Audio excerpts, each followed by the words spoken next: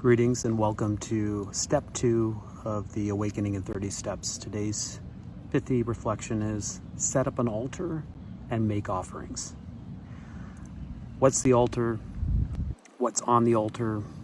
And what's the purpose of the offerings? So as succinctly as I can come up with, the altar is our workbench.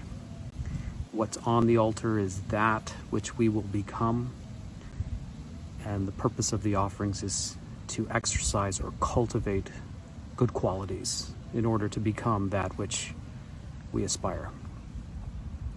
So when I was writing Gradual Awakening, one of my hopes was to ensure or to make relevant some of the ancient practices so they didn't get discarded in the passage of time, and particularly with a Western secular society, some of these principles and practices can be considered superstitious and antiquated. So I wanted to really update these practices. The altar is one of those things that I really wanted to keep. I really love the beauty of the altar and water bowl practice. And so I saw it and translated it as a workbench. You know, when you go into a gym, the gym is the space, is the work space, as we reflected on in the last step. But what's inside the gym is the workout station, the barbells and the bench press. So that's the workbench, the bench press. But it's also the same is true for an architect. They have a drafting desk, and a potter has a potter wheel. So these are akin to what the altar really represent. There's the space, but then there's also the workbench. Or even a mechanic has a workbench with all his or her tools, and that's where creation is made or repair is done.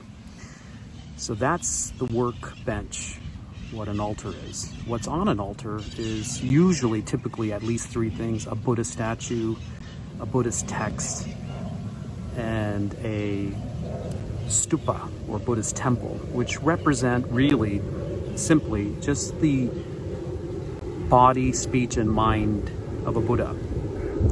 So the Buddha statue is the Buddha's body of compassion, which actually manifested for our benefit. The scripture or text is the Buddha's speech, without which none of the Dharma could be translated. So there would be no realization for the heirs of the Buddha. And the Buddha temple or stupa is the Buddha's mind that realizes the empty nature of reality and the sheer interdependence of things, the way things actually are beyond the hallucination. So what's on the workbench is the Buddha's body, speech, and mind. And so here's the real pithy reflection here. It's a very great principle, lovely, simple, elegant, but profound. What we put in front of our mind, we become. What we put in front of our mind, we become. So if you set up an altar with the Buddha representations of the body, speech, and mind of the Buddha, that is what you'll become. What you put in front of your mind, you become. So what's the purpose of the offerings? Well, the offerings are the activity, the exercise, the cultivation of good qualities that will lead to us becoming the Buddha that's in front of us. So when you set up the 7-fold water bowls or lamps, or make offerings of fruit or flowers, you're cultivating respect and dignity and appreciation and gratitude and compassion and generosity, all of these really amazing qualities. You do that enough, you eventually become that which you put in front of your mind. So without the offerings, without the karmic activity, you can have an orientation towards becoming the Buddha, but you're not making the effort to evolve in that direction. So these two things have to come together: the virtuous direction and the karmic impetus or force of action. Now here I wanted to just give a little example of putting all of this together. If you wouldn't mind going over to Tashi Monox's Instagram page. Tashi Monox. He's the world's foremost calligrapher in the Tibetan Buddhist tradition. Lama Tashi Monox, I love you. His heart is so pure. What a great being he is. So sweet, so much integrity. But look at his Instagram feed and look at most of his pictures. Here he is sitting in front of his drafting table with his beautiful calligraphy pens and his lamp and all his accoutrements. And for 30 plus years, I imagine 30, hopefully, Tashi, I got the numbers right.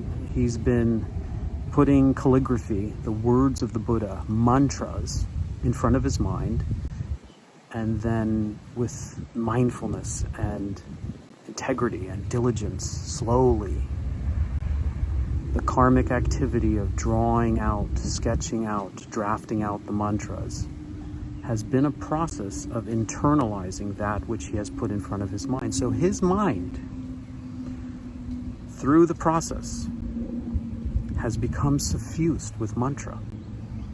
Now, the same is true of Nina Rao. If you go and check out Nina Rao's Instagram feed, Nina's workbench, her altar is the harmonium.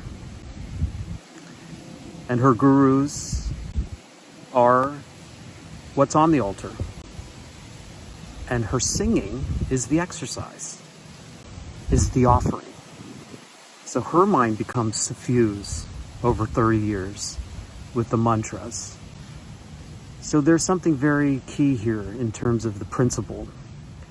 Select wisely what you put in front of your mind, and then cultivate, exercise, put into practice generosity, diligence, forbearance, concentration, mindfulness, so that the mind can be suffused with that which is in front of it. Now, since we're also contemplating and reflecting on our social media engagement, look at the principles in play. What we put in front of our mind, we become. So if you're watching Fox News to the tune of 2 or 3 hours a day, and no different CNN, by the way, because most of these mainstream media profit from keeping us fearful and polarized, and our amygdala is hijacked. But there's no difference there. Or scrolling on Instagram for hours at a pace. What have we put in front of our mind? What are we fixated on? And what kind of activities and qualities are we cultivating? You put together an hour a day, 7 hours a week. It builds and builds and builds into a process of becoming that which we are focused on. So that's the principle of reflection today. Set up an altar, make offerings. I hope it's helpful. All best wishes.